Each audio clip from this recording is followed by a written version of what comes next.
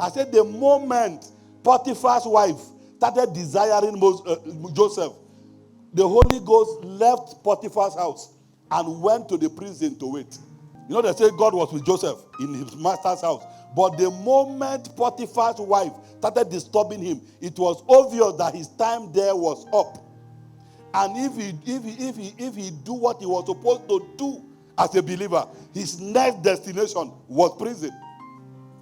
But if he had done otherwise, that would have been the last time you hear that God was with Joseph. But his life would have still been going. They could have killed Potiphar, and then he would become husband of Mrs. Potiphar. But the destiny would have been lower than what God ordained.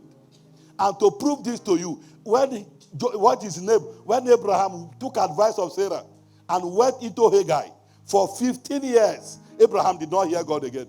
The next time God will show up in Genesis 15, he said, I am the Almighty God. Walk thou before me and be perfect. Say, I'm tired of this, your rising and falling. And that word perfect is maturity.